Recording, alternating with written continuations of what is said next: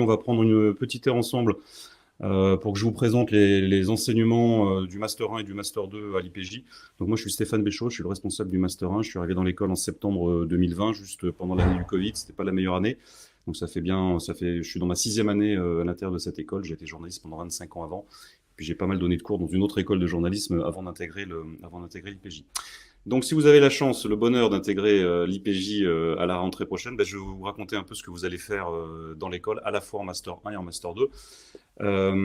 Vous avez un endroit pour poser des questions. Donc, le but du jeu, c'est que vous me posiez le plus de questions possible pour que je puisse essayer d'y répondre, évidemment. Donc, l'idée, c'est de repartir avec des réponses plutôt que de rester avec ces questions. Donc, n'hésitez pas à utiliser le module pour poser des questions. Je me ferai un plaisir de vous répondre en direct. La formation en Master 1, on va commencer par le Master 1. Voilà, c'est pas très original. En Master 1, donc un petit mot d'abord du fonctionnement de l'école. Donc une promotion à l'IPJ, c'est 48 étudiantes et étudiants. Alors on a depuis plusieurs années plus de femmes que d'hommes. On a plutôt un quart ou un tiers d'hommes et 3/4 ou 2/3 de femmes, et ça peut changer évidemment d'une année sur l'autre. En tout cas, les écoles de journalisme aujourd'hui, un public est plutôt féminin. On a une grande diversité de profils. On a des jeunes qui viennent absolument de partout. Sur ces 48 étudiants, on a une majorité qui viennent hors Île-de-France, hors Paris, hors Île-de-France. Le P de IPJ, ça ne veut pas dire Paris, ça veut dire pratique. Donc on est ravis d'avoir des jeunes qui viennent de partout, de France, et puis parfois des territoires outre-mer, et puis parfois qu'on fait des études à l'étranger, donc ça arrive aussi.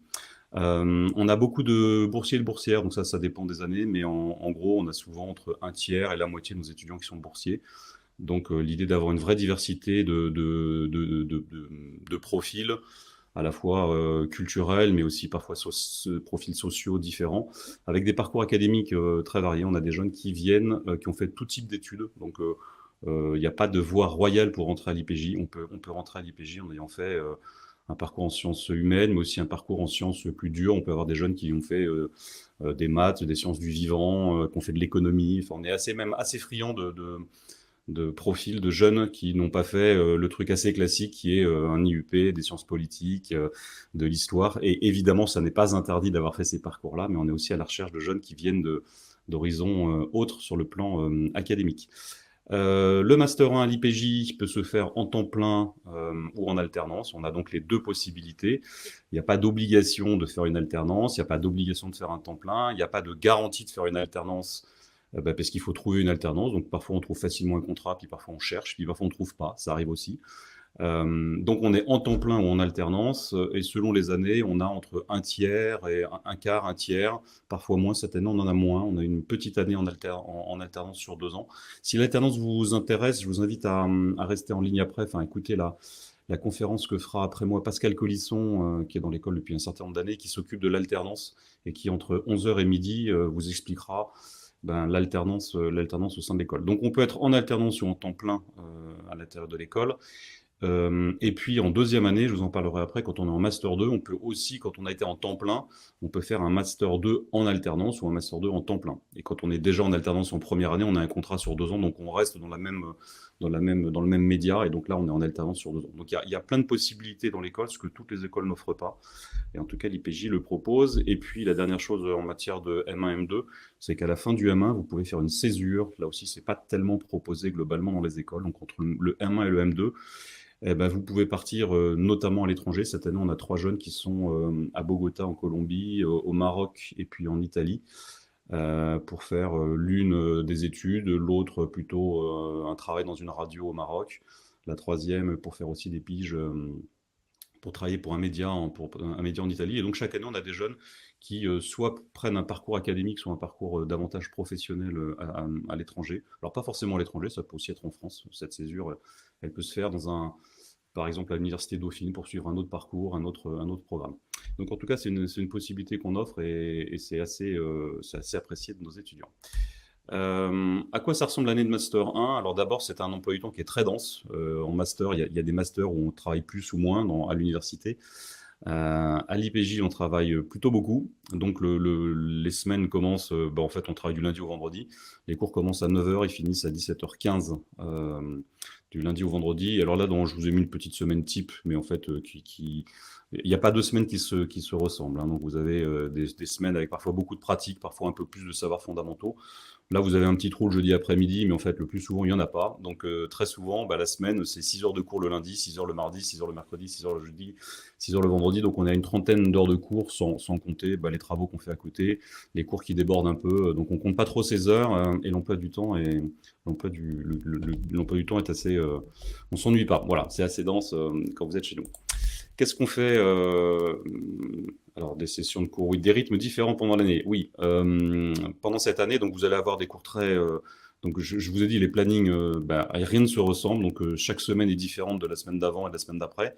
Donc, vous avez, quand vous êtes en temps plein ou en alternance, vous avez des sessions qui sont communes. Donc, tous les étudiants se retrouvent, les 48 se retrouvent pour des sessions de cours en commun. Donc, ça, c'est au moins la moitié des cours se font complètement ensemble. Et puis, l'autre moitié, c'est le moment où les apprentis sont en entreprise. Pendant qu'ils sont en entreprise, les M1 ont des sessions d'approfondissement. Donc, ils vont par exemple faire de la télé ou de la radio en plus, ou de l'écrit ou du digital, pendant que leurs petits camarades qui sont en alternance sont dans leur entreprise. Donc, des cours en commun, des sessions d'approfondissement en Master 1 temps plein quand les M1 alternants ne sont pas à l'école. Et puis, des plannings un peu différents parce que les M1 finissent l'année à la fin du mois de mai. Alors que les M1 en apprentissage, quand ils ne sont pas à l'école, ils sont en entreprise. Et comme ils ont un contrat de travail, ils ont 5 semaines de congés par an. Donc, c'est assez serré. Donc, les M1 sont en vacances à la fin du mois de mai, mais ils ne sont pas vraiment en vacances. Ils sont en vacances au mois de juin. Et à partir du mois de juillet, août, ils sont en stage d'été dans un journal de presse quotidienne régionale, dans lequel ils sont pas très bien rémunérés, mais un peu rémunérés, en tout cas mieux que la gratification de base.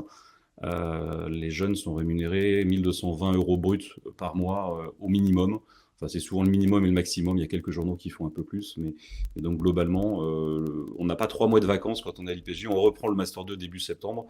Mais on finit fin mai pour avoir 1 mois de vacances et 2 mois de stage quand on est en temps plein.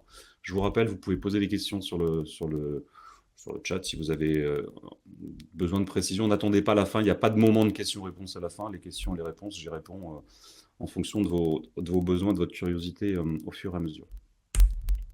Qu'est-ce qu'on fait dans une école de journalisme? On pratique beaucoup et c'est ce que vous aimez le plus. Quand on est en master, on a moins envie de passer des cours en amphi. Les savoirs fondamentaux, globalement, ça vous plaît un peu moins. Nous, on pense que c'est très important et vous allez quand même en avoir, mais vous allez quand même beaucoup pratiquer. J'ai dit tout à l'heure que le P de IPJ, ça veut dire pratique. Donc, on pratique à l'IPJ.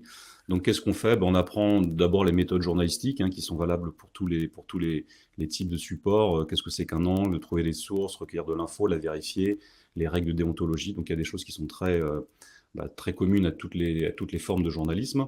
Vous allez apprendre à écrire journalistique, du reportage, du portrait, de l'interview, de la brève, du micro-trottoir, du compte-rendu, de l'enquête. Donc, on apprend les différents genres journalistiques et puis on apprend à avoir une écriture journalistique et à faire des phrases plus courtes, à faire des phrases plus percutantes. Voilà, ça s'apprend et on vous l'apprendra à l'IPJ. On a aussi des cours plus de mise en forme de l'information, de secrétariat de rédaction et d'éditing. Donc là, c'est comment est-ce qu'on titre un article, comment est-ce qu'on l'enrichit, comment est-ce qu'on choisit bien ses mots pour le référencer et bien le référencer sur le web, sur le digital. Il y a des règles typo, de la PAO. Alors, je finis cette slide et puis je réponds à vos premières questions. Et puis, on fait, dans ces pratiques professionnelles, on va faire de la télé. Donc, on a un studio pour ça. Donc, on peut faire du reportage, du portrait, du commentaire sur image, du Mojo. Donc, Mojo, c'est du mobile journalism. Donc, c'est tourner avec son téléphone portable pour faire des formats verticaux. On fait des duplex, on fait de la présentation en studio. Et puis, en radio, on fait du reportage, du papier, du flash, des journaux en studio. Enfin, on fait plein de choses. Vous avez aussi des cours de photo avec un photojournaliste. Donc, qui vous ferez du photoreportage.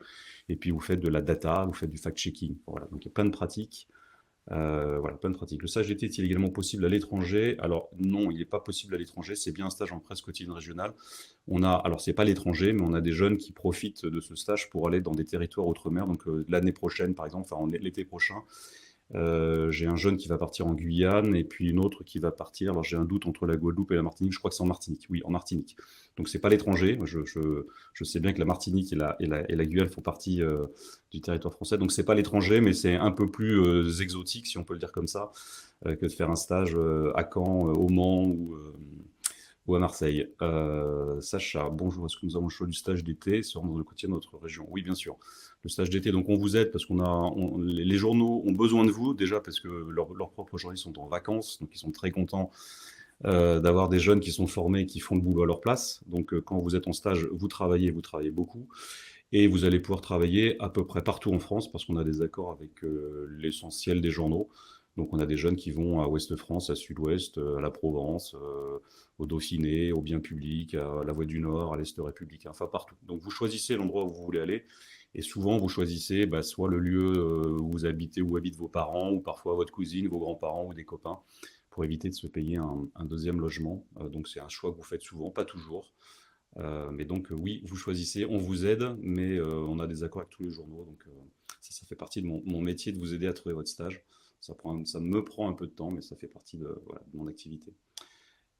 Bonjour, pour nous retrouver ces webinaires en replay, oui, Emma, tout est enregistré, donc vous allez pouvoir les réécouter, les apprendre par cœur et les ressortir lors des jurys pour dire à quel point c'était super les webinaires avec Stéphane Béchaud. Ah ben voilà, Nina avait déjà répondu. Voilà. Donc merci Nina. J'avance dans les slides. Donc vous avez beaucoup de pratiques à l'IPJ en Master 1 et en Master 2, mais vous avez aussi des savoirs fondamentaux. On pense que c'est utile d'avoir à la fois de savoir se servir des outils, mais aussi d'avoir la tête bien faite et bien pleine. Donc les savoirs fondamentaux, c'est important pour nous à l'IPJ. On est le département journalisme de Dauphine, donc on pense que le savoir académique, ça a du sens. Et donc, on vous donne aussi accès à des savoirs fondamentaux. Donc, on fait des choses qui sont quand même globalement très en rapport avec la presse. Hein. On fait du droit de la presse, de l'éthique, de la déontologie. Donc, c'est pour nous hyper important de former des journalistes qui connaissent leurs droits et leurs devoirs et qui savent se comporter comme des journalistes. Ce métier est compliqué, on est souvent critiqué, parfois pour de bonnes raisons et parfois pour de mauvaises aussi. Donc on essaie de faire des journalistes qui sont aussi irréprochables que possible quand ils sont à l'IPJ. On fait de l'histoire ou de la sociologie des médias, donc c'est à peu près le seul cours que vous choisissez, soit faire de l'histoire des médias, soit faire de la sociologie des médias.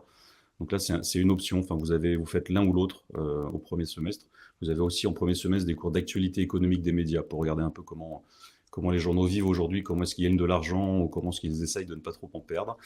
Voilà, ça fait partie de vos enseignements. Vous avez un cours de journalisme économique et de journalisme politique. Vous avez un cours lié à plutôt journalisme police-justice, donc sur les institutions judiciaires. Vous avez des cours sur le fonctionnement des institutions européennes. Vous allez, dans ce cadre-là, aller à Bruxelles.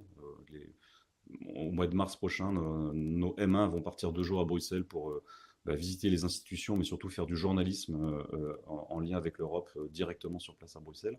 Et puis vous aurez aussi des cours de langue étrangère, soit un cours en présentiel le soir vers 18h quelque chose, 18h30 en fin de journée, qui sont donnés via PSL, donc parce que Dauphine fait partie de PSL, ou vous pouvez aussi prendre des cours sur une plateforme de e-learning, donc c'est avec de l'autonomie, c'est vous qui apprenez, mais évidemment on contrôle et on regarde ce que vous faites sur les plateformes de e-learning. Qui c'est qui dispense des enseignements dans une école de journalisme? Alors un peu, alors les responsables pédagogiques, moi-même je donne des cours, puisque j'étais journaliste pendant 25 ans, je suis capable de vous enseigner quelques fondamentaux. Donc les responsables pédagogiques de l'école font partie de l'équipe enseignante. Vous avez des enseignants-chercheurs qui sont souvent de l'université Paris-Dauphine PSL, qui vont aussi vous donner des cours. Par exemple, la sociologie des médias, c'est donné par un enseignant-chercheur, les cours de politique aussi, d'économie, évidemment, quand on est à Dauphine, ce serait comme dommage de ne pas profiter des enseignants-chercheurs de l'université. Donc il y a des cours qui sont donnés par des enseignants-chercheurs, mais ils sont quand même globalement assez minoritaires, parce que la plupart de vos cours vont être donnés par des professionnels de la presse, donc des journalistes, donc quelques-uns par des professionnels, expertise spécifique, un S en trop. Donc on peut aussi avoir des cours qui vont être donnés par des avocats en droit de la presse, par exemple, parce qu'ils sont plus à même de donner ce genre de cours que nous, qu'un journaliste. On peut avoir une coach vocale qui vous aide aussi à placer votre voix pour faire de la télé ou de la radio. Et puis vous avez essentiellement des journalistes en activité qui sont dans tout type de médias. Donc je vous en ai cité quelques-uns, mais la liste n'est pas exhaustive. Donc selon qu'on fait de l'écrit, du numérique, de l'audiovisuel ou de la radio, je ne parle pas de la photo parce qu'il y en a aussi, voilà, vous voyez des noms, Le Parisien, l'Obs, l'Express, Les Échos, EBRA.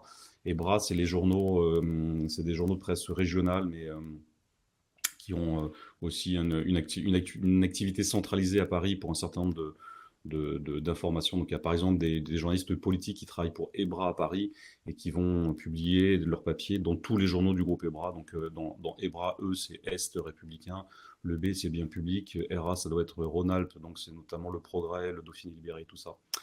Le Monde, Contexte, Reuters, Libération, Reuters deux fois, c'est une erreur, l'AFP.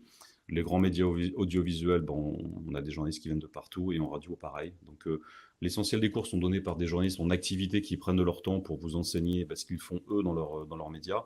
Et on pense évidemment que c'est super important d'avoir des professionnels de la presse parce que ils savent comment on travaille dans leurs propres médias, les évolutions et les voies à venir. Et donc c'est la garantie pour nous d'être toujours à la page des évolutions de la profession et des évolutions des besoins. Donc évidemment une école de journalisme. À l'IPJ, vous allez avoir beaucoup de professionnels. Et en plus, ces gens-là, c'est ceux qui vous aideront après à vous faire un réseau, à trouver des contrats, des stages, des CDD. Enfin, donc c'est hyper important d'être implanté dans l'écosystème de la presse. Sinon, on peut pas bien, sinon on ferait pas bien notre métier à l'IPJ. Pendant l'année, on fait des projets éditoriaux. Alors ça, c'est plutôt en M1, parce qu'en M1, Alt, comme il y a aussi en alternance, on est parfois dans son média quand même. Donc on a un peu moins de temps pour faire des projets. Traditionnellement, il y a au moins 2 projets pendant l'année qui sont faits par les Master 1. Donc c'est une semaine en fin décembre, on fait un projet de petit site internet sur une thématique donnée. Alors j'ai pas la slide de cette année. Cette année, les Master 1 ont travaillé sur les municipales en suivant 8 villes de région parisienne, en suivant les élections municipales à venir dans 8 villes de la région parisienne.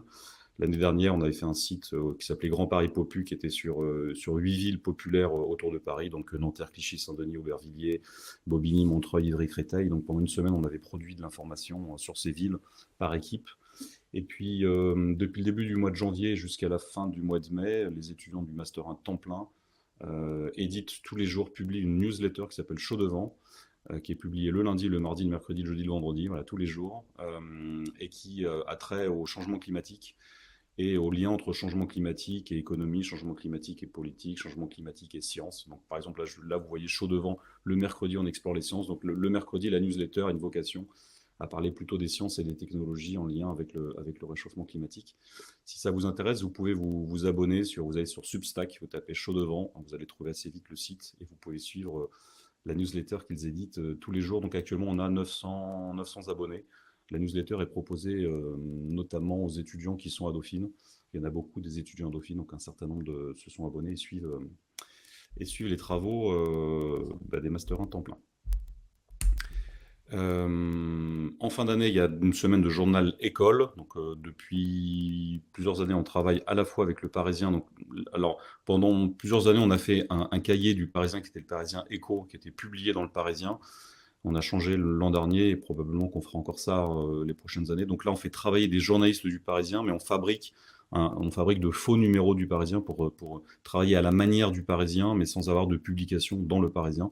Donc à gauche, vous voyez l'exemplaire, enfin donc c'était le mercredi 21 mai 2025.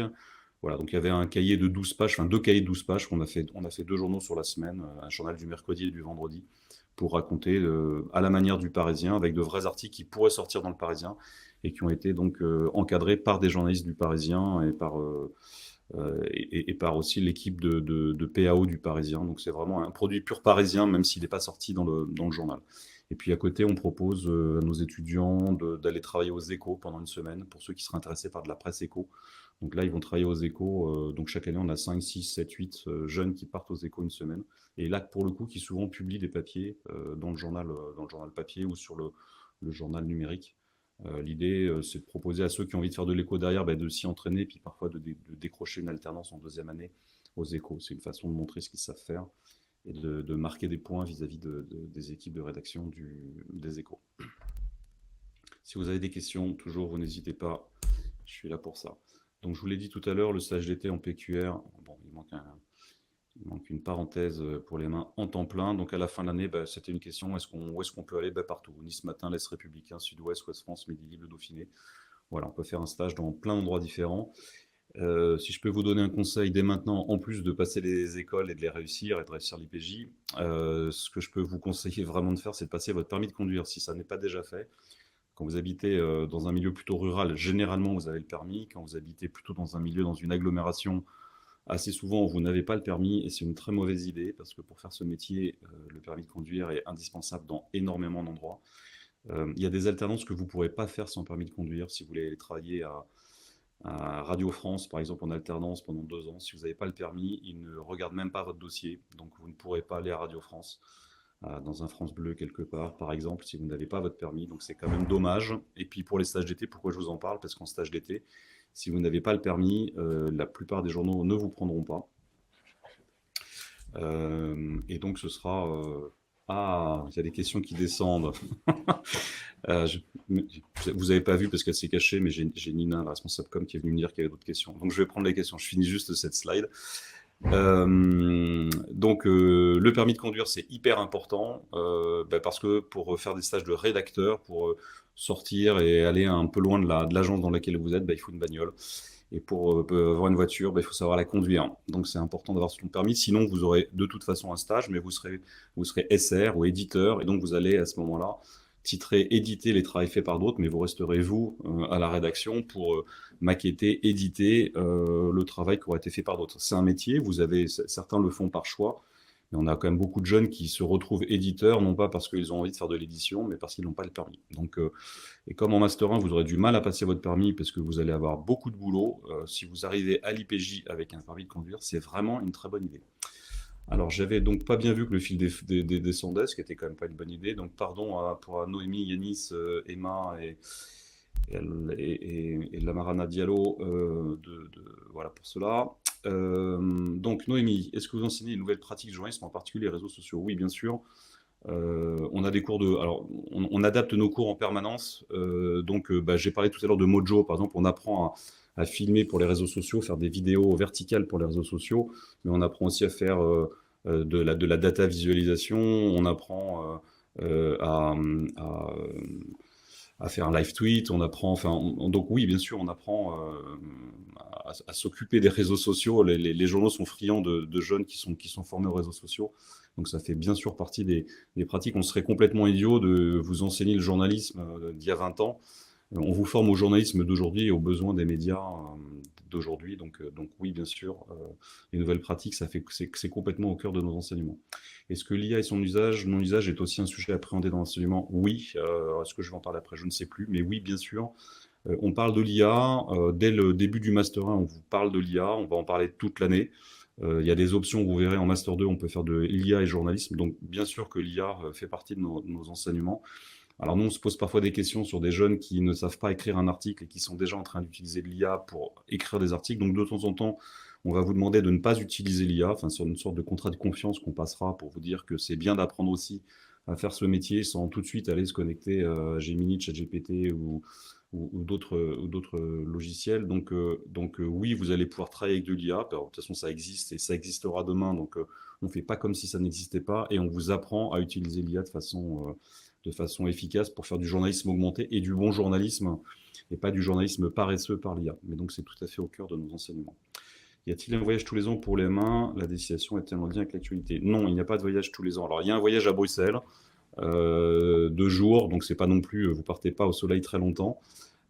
Pour des raisons de coût, en fait, on a des problèmes un voyage, ça coûte très cher, il faut le financer, c'est compliqué. Donc non, il n'y a pas de voyage en M1. Le voyage, vous le ferez en presse quotidienne régionale quand vous partirez en fin d'année à Nice, dans Lyon ou à La Rochelle. Donc vous allez voyager en PQR, mais vous ne voyagerez pas dans le cadre de l'école.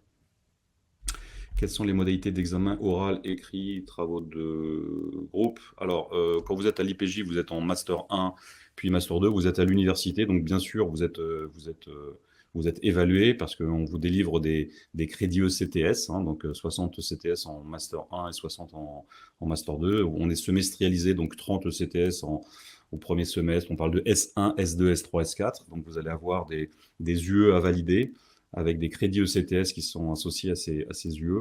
L'essentiel de vos validations se font par du contrôle continu. Donc, la plupart du temps, Quand vous faites une journée ou une semaine de radio, vous allez faire des flashs, vous allez faire du reportage et vous allez être évalué sur vos flashs, vos reportages et compagnie. Et la somme des notes vous permettra de valider ou pas votre UE de radio. Et en écrit, c'est pareil, en télé, c'est pareil. Donc la plupart des enseignements donnent lieu à de la pratique, et cette pratique est évaluée et donc permet en matière de contrôle continu de déterminer votre niveau et de vous faire passer ou pas à l'étape supérieure.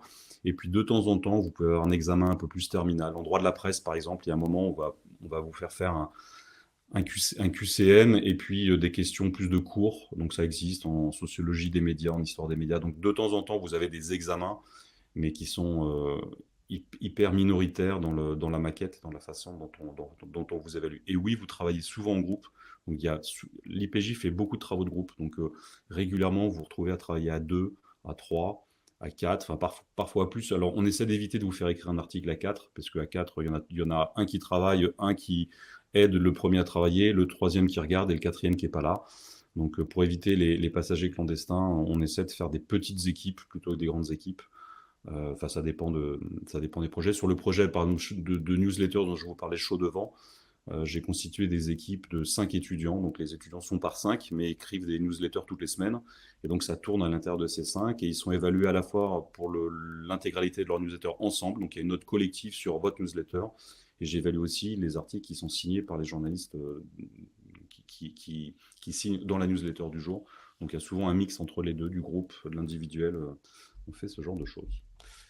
Yanis, avoir déjà un Master 2 n'est pas problématique pour intégrer votre Master. Non, c'est pas du tout problématique. On a des jeunes qui intègrent avec un Master 2, d'autres qui intègrent avec une licence. Pour intégrer, il faut réussir le concours. Et pour réussir le concours, il y a une obligation, c'est d'avoir une licence ou un grade de licence. J'insiste sur le mot licence ou grade de licence. On a des jeunes qui parfois ont fait des formations dans des écoles privées, des formations qui sont non reconnues, qui ne donnent pas le grade de licence, qui donnent une espèce de bachelor ou quelque chose d'équivalent, et qui ne sont pas considérés comme une licence ni un grade de licence. Et donc, si ça n'est pas le cas, vous ne pouvez pas passer le concours. Alors, vous pouvez demander une dérogation qu'on vous accordera si vous nous expliquez pourquoi est-ce que votre diplôme le mérite et si vous êtes convaincant. Donc, vous pouvez plaider votre cause et on la regarde à chaque fois. Mais le principe, c'est au moins une licence ou un grade de licence.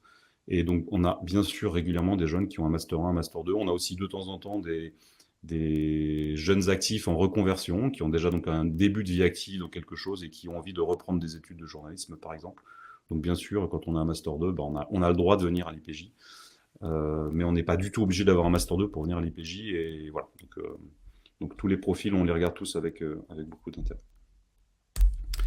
Je vais passer au M2, et puis si vous avez des questions sur le main, c'est un peu le moment, mais je peux y revenir en arrière évidemment si c'est nécessaire. Je regarde le temps pour bien le gérer.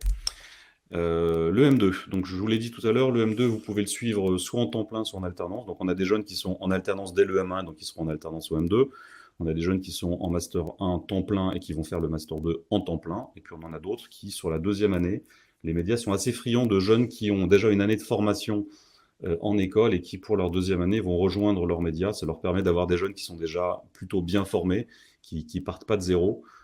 Et puis, ils ont moins peur parce qu'ils se disent, s'ils recrutent un mauvais alternant, ils n'auront qu'un an au lieu de 2. Globalement, nos alternants sont très contents et les médias sont très contents. Donc, on a très peu de casse en matière d'alternance, mais ça peut arriver. Donc, le M2, soit c'est un temps plein, soit c'est une alternance. Les deux sont possibles. Et puis, selon que vous êtes en temps plein ou en apprentissage, vous aurez... alors, il y a une vraie différence entre les deux, c'est que le média dans lequel vous allez travailler va vous diriger directement vers une spécialisation technique. Ça paraît compliqué, mais ça ne l'est pas. Si vous faites une alternance en M2 à France 2, forcément, vous serez en spécialisation technique télé. Voilà, parce que vous êtes à France 2. Donc, votre média va déterminer l'endroit où vous allez faire votre spécialisation technique. Si en revanche, vous êtes en temps plein, là, vous avez le choix. J'ai oublié de le dire tout à l'heure, le Master 1, il est généraliste, donc on fait de tout et on ne se spécialise pas sur le Master 1, on va se spécialiser sur le Master 2. Donc au Master 1, vous ferez de la télé, de la radio, de la photo, de l'écrit, du web, enfin vous ferez tout. Voilà. Vous avez juste un choix entre la sociologie des médias ou l'histoire des médias, et pour tout le reste, vous faites tous la même chose. Et au M2, par contre, vous allez vous spécialiser, vous allez faire des choix pour avoir un M2 qui vous amène vraiment dans votre projet professionnel pour que à la sortie de l'école, vous soyez prêt pour le marché du travail. Je vais vous montrer derrière. Donc, En M2, vous allez faire plein de choix. Alors, quand vous êtes en alternance, vous ne ferez pas le choix de la spécialisation technique, mais tous les autres choix, vous les ferez aussi. Et donc, le premier choix que vous allez avoir à faire en M2, c'est de choisir un parcours.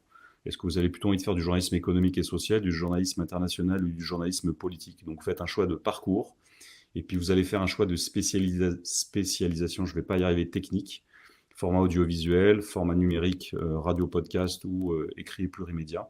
Donc là aussi, un choix à faire. Alors, un choix, vous faites vous-même, vous émettez des souhaits. Et de temps en temps, et l'équipe pédagogique valide vos souhaits. Parce que le nombre de places qu'on ouvre dans chacune des spécialisations peut varier en fonction du marché du travail et des capacités d'insertion. En radio, par exemple, on est assez sélectif parce que la radio est un média qui est assez compliqué aujourd'hui en matière d'insertion. Et donc, proposer à 15 jeunes de faire de la radio, ce ne serait pas une bonne idée parce qu'on sait déjà que sur les 15, beaucoup se retrouveraient en difficulté à la sortie de l'école. Donc, on limite la capacité à intégrer cette possibilité-là. Et donc, vous émettez des souhaits et nous, on valide vos souhaits ou pas en fonction de votre projet et puis de votre niveau, de ce que vous avez montré en Master 1. Donc, un parcours, une spécialisation technique, une deuxième spécialisation. Donc, on choisit entre agence et fact-checking, OSINT ou intelligence artificielle et journalisme. Donc là, il y a de nouveau de l'IA. Voilà, je vous avais dit tout à l'heure que oui, il y avait de l'IA dans l'école. OSINT, je ne sais pas si vous êtes tous familiers avec ce terme. Donc, c'est faire de l'investigation en open source. Donc, c'est utiliser les outils informatiques pour, par exemple, aller regarder les dossiers Epstein, par exemple, pour prendre une activité toute récente. Les journaux de plus en plus travaillent en pool pour essayer de trouver de l'information dans des énormes bases de données. Il y a plein de choses à faire en matière d'OSINT. Et puis, il y a d'autres options que vous allez choisir. Donc là, il y a 4 options possibles: journalisme police-justice, journalisme société, droit humain, éducation, logement, journalisme de sport, questions climatiques et environnementales. Et donc, pendant l'année en M2, il faudra choisir 2 options parmi ces 4-là. Et quand on fait une petite combinaison, des arrangements et des combinaisons, enfin, si vous avez fait un peu de stats, avec tous ces parcours, en fait, ça fait 108 possibilités différentes. Donc vraiment, le M2, c'est à la carte, c'est en fonction de ce que vous avez, vous, envie de faire. Émile Leroy, une moyenne minimale est demandée. Alors j'imagine que c'est une moyenne minimale pour... alors je ne sais pas si c'est une moyenne minimale, Émilie, pour valider votre Master 1 ou votre Master 2 ou pour passer le concours. Peut-être que vous pouvez me le préciser, comme ça je répondrai bien à cette question-là. Inès, avoir déjà une licence, mais être maintenant dans une formation journalistique privée ne risque pas de nous porter préjudice au concours? Eh ben, c'est une question. On va se demander forcément, Inès, pourquoi est-ce que vous êtes dans cette formation journalistique-là, privée? Et surtout, on va surtout se demander ce que nous, on peut vous apporter que votre école privée ne vous apporte pas. Est-ce que cette école est de... Je sais pas, pourquoi est-ce que vous voulez venir à l'IPJ alors que vous êtes déjà dans une école qui prépare au journalisme? Est-ce que cette école y prépare mal? Est-ce que l'IPJ aurait un intérêt que cette école n'aurait pas? Voilà, on va forcément se poser cette question-là. Mais il n'empêche que on a des jeunes qui ont déjà fait des formations en journalisme, ça existe, c'est possible. Voilà, donc c'est ni interdit, c'est pas une voie royale ni une voie pas royale, c'est une voie rien du tout. On va regarder votre dossier et il faudra nous convaincre que votre projet il a du sens et que venir à l'IPJ ça a du sens par rapport au fait que vous êtes déjà dans une école de journalisme. Pour passer les concours, pardon, me précise Émilie. Donc moyenne minimale, non.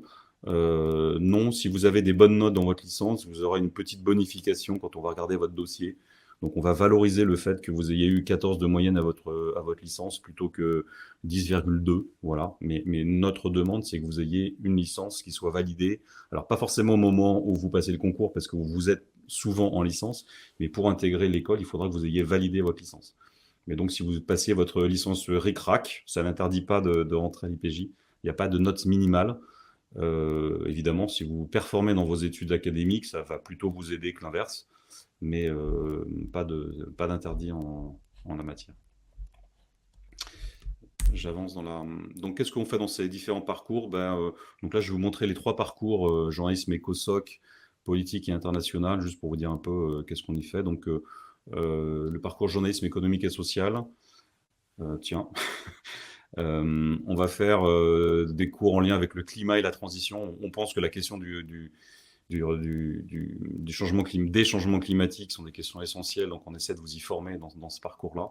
Donc climat et transition, État et régulation, avec des enseignants, chercheurs de haut niveau qui vont vous parler de ces sujets-là, et puis des journalistes qui vont vous donner des cours en la matière. Vous avez des cours de politique sociale et d'acteurs sociaux avec là aussi des gens de Dauphine, dont Dominique Méda, Nicolas Bélorget, qui sont assez, enfin qui sont pas assez, qui sont très réputés, qui ont une forte réputation dans leur laboratoire de recherche. Et puis vous allez faire des cours d'économie internationale et du développement avec Nadjal El-Mekawi, qui est elle aussi enseignante-chercheur à Dauphine. Donc ça, c'est le premier parcours. Si vous choisissez ce parcours-là en Master 2, mais il y a deux autres parcours possibles. Un parcours journalisme international, dans lequel vous allez avoir quelques cours en commun, parce que vous voyez que l'économie internationale et du développement, ben, vous en faites dans les deux parcours avec les mêmes enseignements. Donc parfois, on se retrouve ensemble dans les mêmes cours. Et puis vous allez avoir un cours de journalisme et de conflit, et puis un cours de relations internationales, introduction, approfondissement au semestre 3, puis au semestre 4, avec les noms de Aurélie Daher, Amélie Chélian, Anthony Bélanger, Romain Milkarek, Najat El-Mekawi. Voilà. Et puis vous avez un parcours journalisme politique qui est avec deux enseignants majoritairement, Mariana Grépinet, qui est journaliste politique, Renaud Derandeux, qui est lui enseignant-chercheur. Donc de quoi on parle? Démocratie, République, partis et élections. Et puis les cours de politique sociale, c'est les mêmes que ceux qu'avaient les jeunes en journalisme économique et social. Et puis un parcours autour de l'organisation de l'État déconcentré avec un journaliste et auteur, Jean-Philippe Harouet. Donc ça, c'est les choix de parcours, un peu pour vous raconter un peu ce qu'on fait dans ces parcours. Il y a ainsi un tronc commun en Master 2, donc vous avez des cours que tous les étudiants ont, des cours de Mojo, des cours liés à l'insertion pour savoir ce que c'est que le statut du journaliste professionnel, son insertion sur le marché du travail, mais dans la même veine, vous avez aussi des cours sur la pige, les spécificités, la réglementation, l'organisation du travail. Ça nous paraît important. Et puis vous avez des cours en anglais, ça c'est News Production. Vous avez alors New Business Models on New Media. Alors c'est écrit en anglais, mais le cours est plutôt en français. L'idée, c'est pendant une semaine d'essayer d'imaginer avec un média, un vrai média qui existe, d'essayer de réfléchir à des évolutions, à des nouveaux contenus que ce média pourrait proposer, en réfléchissant à la fois d'un point de vue éditorial à ce qu'on peut proposer comme journaliste, mais de le réfléchir aussi avec une dimension business, économique, en se disant, OK, on propose ça, mais qu'est-ce que ça va nous permettre de gagner comme argent et en quoi est-ce qu'on arrive à financer nos projets éditoriaux. On pense à l'IPJ que le journalisme, il s'inscrit dans un marché du travail, un marché tout court, un marché économique. Il faut que les entreprises de presse, elles gagnent de l'argent. Et donc, on pense que ce n'est pas un gros mot de réfléchir à l'articulation entre le journalisme et le financement du journalisme et la rentabilité des entreprises qui sont des entreprises de presse. Et c'est quand même un sujet aujourd'hui. Et puis, dans le tronc commun, il y a des périodes de pratique en rédaction. Donc, quand on est évidemment en alternance, la période de pratique, c'est dans son média. Et quand on est à l'école, on fait des stages et des CDD pendant l'année, notamment en fin d'année, mais aussi pendant l'année pour se préparer au marché du travail.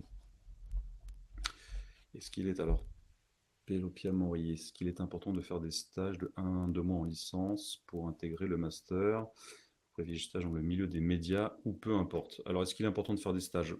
Nous, quand on va regarder vos dossiers, et quand on va essayer de vous poser des questions, on va s'intéresser à votre projet professionnel, enfin à votre connaissance des métiers de la presse. Vous nous dites, je veux rentrer dans une école de journalisme, et nous, la question qu'on va se poser, c'est il ou elle a envie de rentrer dans une école, mais comment est-ce qu'il peut nous le prouver? Qu'est-ce qui, dans son parcours, nous donne l'impression que ce choix est un vrai choix, qu'il est réfléchi, qu'il est mûri? Et donc faire des stages, évidemment, ça vous permet, vous, de découvrir ce métier, ce secteur d'activité, puis peut-être de vous dire que ça vous plaît ou qu'au contraire, ça vous plaît pas du tout, parce que ça vous sert d'abord à vous. Et puis, ça nous sert à nous pour se rendre compte que vous êtes motivé ou pas par le métier. Donc, on est plutôt favorable à ce que vous ayez fait des stages. C'est pas indispensable. On a chaque année des candidats qui rentrent en n'ayant aucune expérience dans la presse. Ils sont pas majoritaires, mais ils sont pas non plus, ils sont pas un ou deux, ils sont bien plus que ça. Donc oui, faire des stages, c'est plutôt bien. Ne pas en faire, c'est pas irrémédiable. Alors évidemment, il vaut mieux faire des stages dans la presse. On va regarder vos stages. Si vous faites un stage dans autre chose, pourquoi pas? Si vous avez des choses à nous raconter par rapport à ce stage, ça va nous intéresser. Mais évidemment, si vous faites un stage dans une jardinerie, ça nous intéresse un peu moins qu'un stage dans un journal de presse hebdomadaire régional, par exemple, forcément. Donc on va regarder, mais il va falloir nous en parler et nous expliquer pourquoi est-ce que ce stage avait un intérêt pour vous.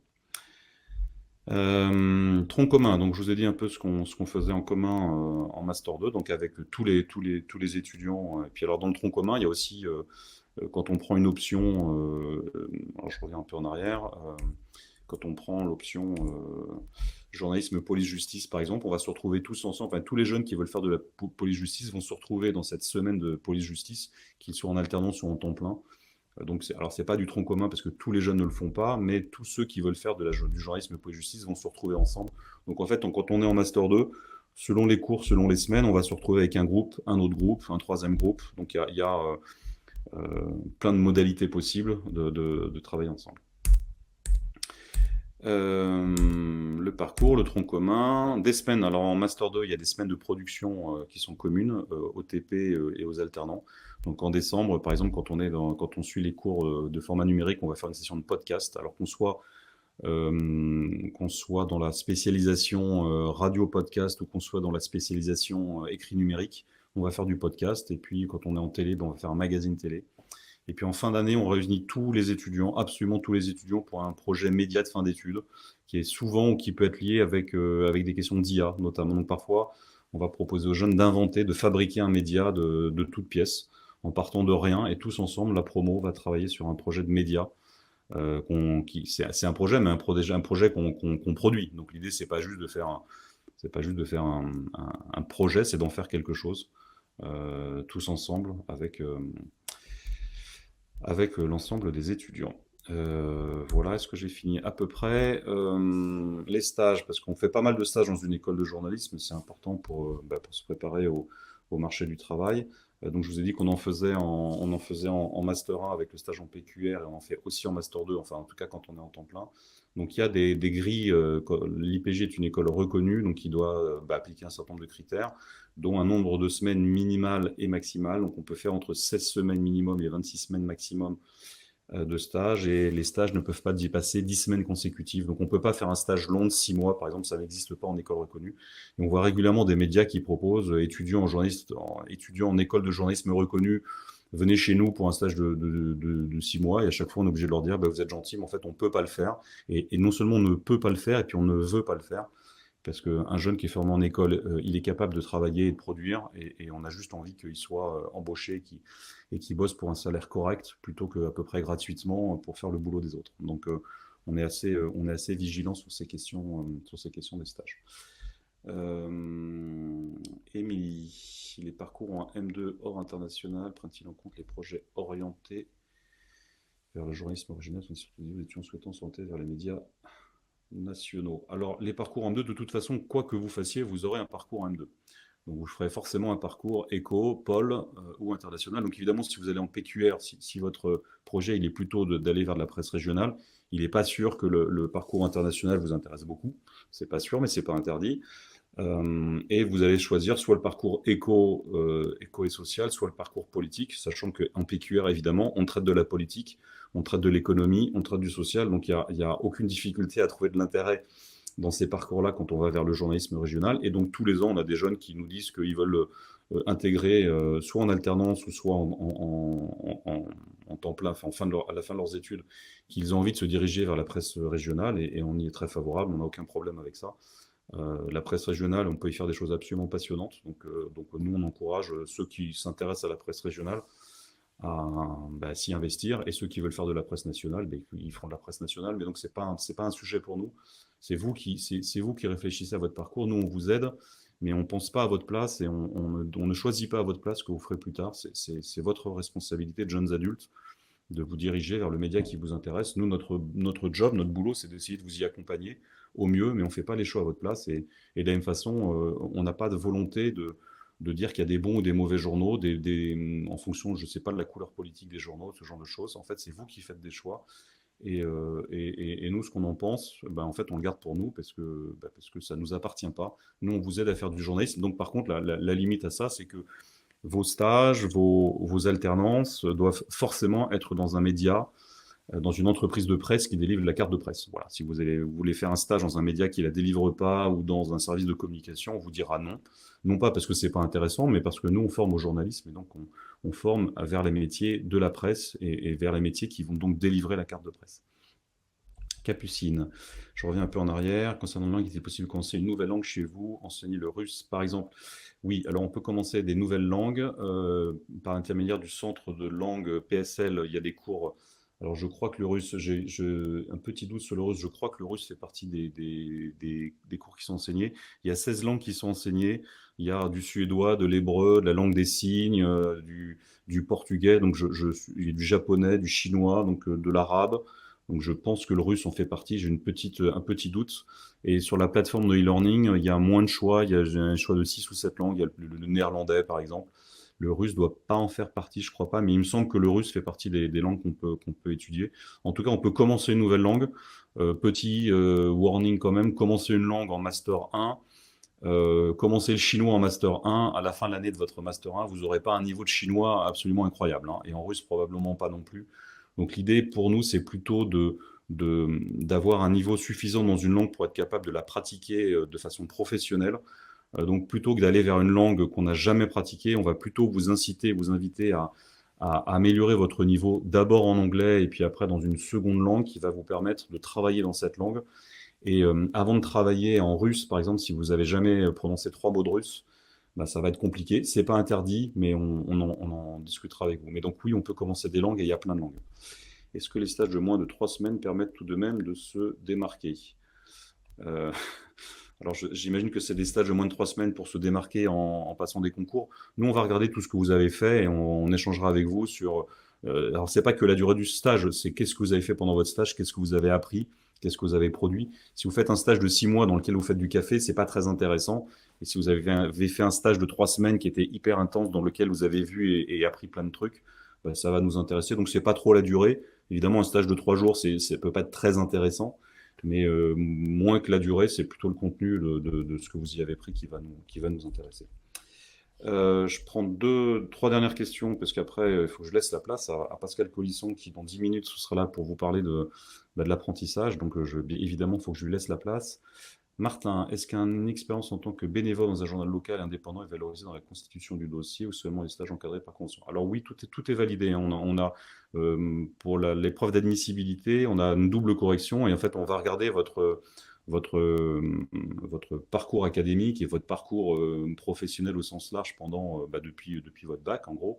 Donc tout ce que vous avez fait peut être valorisé. Donc un journal local, un très bon stage en journal local est beaucoup plus intéressant qu'un stage d'observation dans un grand média très prestigieux dans lequel on fait rien. Donc moi je préfère que vous ayez travaillé dans le journal de la Marne, aux Échos de je sais pas quoi, plutôt que d'aller faire un stage à Radio France dans un truc où vous faites rien. Donc on va regarder ça. Serait-il utile d'ajouter une lettre de recommandation à sa candidature? On ne le permet pas sur la plateforme. On ne va pas regarder vos lettres de recommandation. Donc pour le coup, ça ne sert pas à grand-chose. Gina. Mathieu, pouvez-vous nous en dire plus sur l'option journalisme sport en M2? Alors, c'est une option qu'on ouvre sur une semaine soit au premier semestre, soit au deuxième semestre de la deuxième année. L'idée, c'est d'apprendre à faire du journalisme en lien avec le sport. Alors, je la suis pas de très près, donc je vais pas être très précis, Mathieu, je suis désolé. On apprend à faire un peu de commentaires sportifs, mais surtout à écrire sur le sport, comprendre l'environnement du journalisme sportif et puis produire des contenus en lien avec l'actualité sportive. C'est une semaine, hein, donc au bout d'une semaine, on n'est pas le plus grand journaliste de sport, mais on s'est initié, puis on a été en contact avec des professionnels du journalisme de sport, et donc c'est plutôt ça a un intérêt. Y a-t-il des débouchés en rédaction de TV ou c'est la presse écrite qui embauche le plus? Non, il y a des débouchés absolument partout. La radio est un média plus compliqué. Chaque année, on a des jeunes qui vont faire de la télé, d'autres qui vont plutôt vers de la presse écrite digitale. Enfin, de toute façon, aujourd'hui, les médias sont extrêmement convergents. Et donc, on peut travailler à Ouest France et faire du podcast, on peut travailler à Ouest France et faire de la vidéo, on peut travailler au Monde et faire de la vidéo, on peut travailler à BFM TV et travailler pour le site internet, pour faire du web sur BFM. Donc, les embauches, elles sont partout et elles sont évidemment assez en lien avec les innovations digitales. Donc les débouchés sont d'abord dans les nouveaux formats et c'est aussi là-dessus qu'on va chercher des jeunes journalistes parce que les vieux journalistes, ils savent faire des vieux trucs, mais vous, on attend de vous que vous soyez plus à l'aise avec des nouveaux outils, des nouvelles technologies. Quelle taille conseillez-vous pour les textes demandés lors de la partie administrative? Alors là, je ne sais pas très bien ce que veut dire Juliette. Quelle taille conseillez-vous pour les textes? Bah, vous devez avoir, vous devez avoir forcément une taille limitée, donc enfin, j'imagine. Donc, nous écrivez pas des tartines pour écrire des tartines. Enfin, le but du jeu, c'est pas d'être le plus long possible, c'est d'être précis, de dire ce que vous avez à dire sans être verbeuse et en même temps en développant bah, les contenus de ce que vous avez fait pour nous convaincre. Donc, la bonne taille, c'est la taille qui vous permet de développer une pensée sans en faire de trop non plus. Alors, je vais vous annoncer la suite parce que là, je vais laisser à Pascal Colisson le soin de s'installer pour qu'elle puisse lancer la session sur l'alternance. Donc, entre 11 heures et midi, Pascal Colisson donc, va me succéder pour vous parler de l'alternance à l'IPJ. À midi, vous aurez un petit point sur le concours. Donc, je vois qu'il y a des questions qui sont liées au concours de temps en temps. Vous allez pouvoir les poser à Pascal Guéné, qui est le directeur de l'école. Et puis, à la fin, donc ça, c'est 12h, 12h30. Et à 12h30, vous aurez un point possible pour ceux notamment d'entre vous qui sont en distanciel, avoir des échanges avec des étudiants de l'école qui seront à distance, qui seront sur un lien qui vous sera donné pendant la conférence de Pascal Guéné. Si vous avez envie d'échanger avec des étudiants sur le concours, mais sur l'école en elle-même, vous pourrez le faire à distance entre 12h30 et 13h30. Et puis évidemment, je vous invite, si vous êtes dans le coin, venez nous voir cet après-midi. L'école est ouverte à partir de 13h30 jusqu'à 17h30. Donc venez nous voir, vous nous verrez, vous pourrez voir des étudiants, vous pourrez poser des questions, vous verrez les locaux. Enfin, donc c'est la meilleure façon de sentir l'école que de venir nous voir si vous êtes en région parisienne.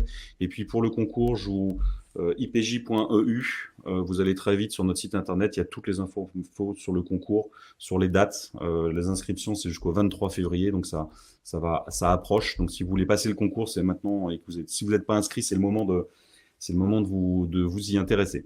Voilà, je crois que j'ai à peu près fini. Merci de votre attention. Rendez-vous aux oraux. Donc les oraux, ce sera entre le 27 avril et le 7 mai pour ceux d'entre vous qui auront passé la barre de l'admissibilité, ce que évidemment je vous souhaite. Et puis je souhaite de vous voir à la rentrée prochaine, au mois de septembre, pour commencer votre Master 1 à l'IPJ. Voilà, merci pour toutes vos questions.